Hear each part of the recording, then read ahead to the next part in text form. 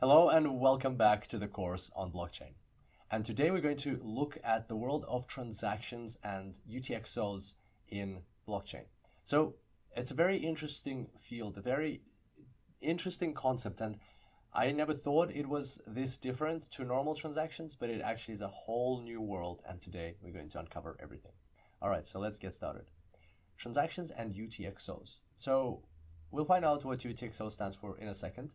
For now, let's imagine that we start off with some transactions. So after I started using Bitcoin, I received the following transactions. So Mark sent me 0.1 Bitcoin, Adlan sent me 0.3 Bitcoin, Ellen sent me 0.6 Bitcoin, and Susan sent me 0.7 Bitcoin.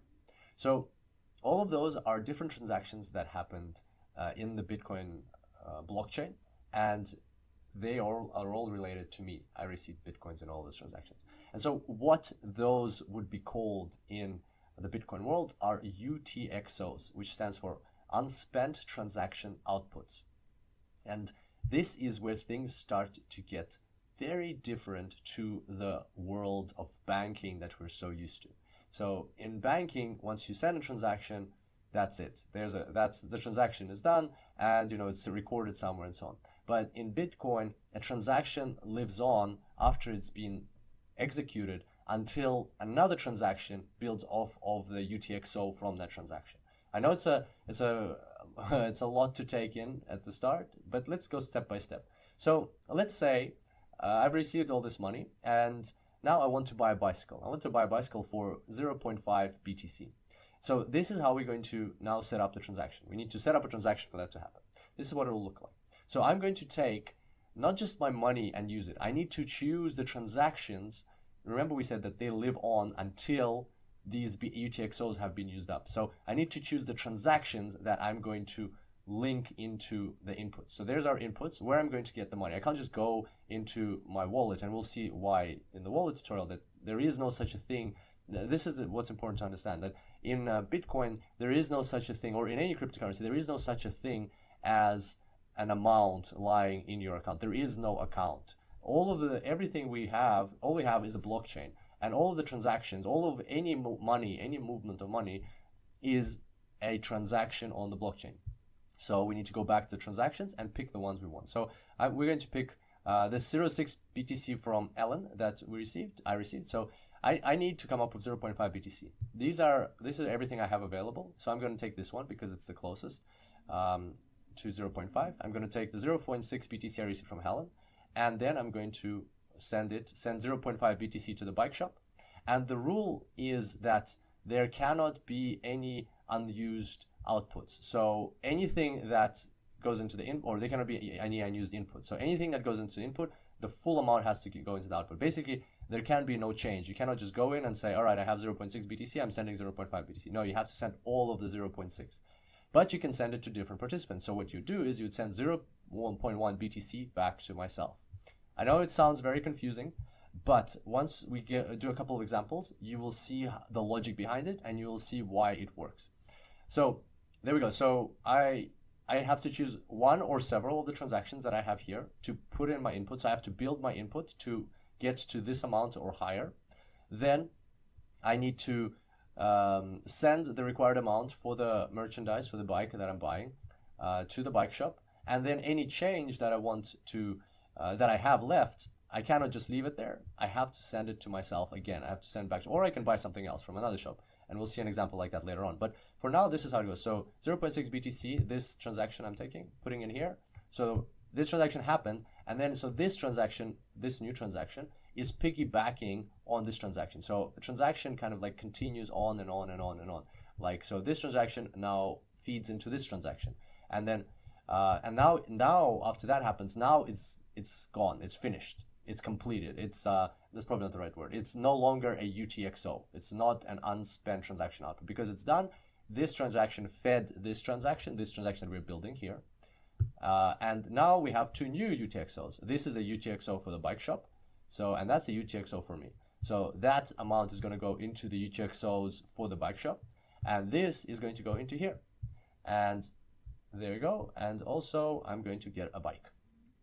That's what I was buying once everything is settled. And so what we'll see here, now if we create the list of UTXOs, we'll see that that transaction with Ellen is gone, but now I have another UTXO from me to me, a transaction of 0.1 BTC that is unspent. It has an unspent transaction output. All right, so that was our example with the bicycle. Let's have a look at another example to kind of like concrete these things in. Let's say that now I want to buy a second bicycle. Let's say that first one was for me, and now I want to buy a bicycle for my dad. And what is this transaction going to look like? How are we going to create the transaction? The bicycle is more expensive, 1.1 BTC. So if you want, you can pause the video now and try this for yourself. Try practice it and see how to create it. If you don't worry about like the overall meaning of all of it, it's very easy to construct. You just put the inputs, calculate the outputs, and send the change to yourself if there's any change. And it's very simple. And then once you've done that, and once we do it a couple of times, it'll become very clear after a while why it's working that way. So feel free to pause the video, but otherwise I'm going to continue. So here's our transaction. How are we going to construct it? We need an input. We need inputs, right? Again, we cannot just go to our account and say, I'm taking this much money out of my account. It doesn't work that way. We have to finish off. We have to, what's a good analogy? Like we have to kill off, I guess. We have to kill off these UTXOs that we have left. So they're just sitting there, and these transactions, the only way they will come to an end is when they feed new transactions. So this is a transaction that we're going to be building. Who's going to feed it? Well, we need to build quite a large amount. So we're going to take this transaction over here. We'll take the UTXO from this transaction. So the 0.3 BTC I got from Adlan. It'll feed, so this transaction will feed into the one we're building. The 0.7 BTC from Susan will feed into the transaction we're building. And the 0.1 BTC that I sent to myself will also feed into this transaction. So we got 3 inputs. And now the output is, as you can see, it's a total, is exactly what we need. Output is going to all go to the bike shop. There's nothing left, so we don't need to add any additional outputs. There's no change to send to ourselves. And that's it. That's how we're going to structure the transaction. And once this transaction goes in the blockchain, this will be removed. It won't be removed. It will just no longer be considered a UTXO, because it will be obvious that this transaction, they later fed into this transaction. This transaction later fed into this, and this transaction fed into that one, so there no longer is anything left. And on the other hand, the bike shop will have a UTXO.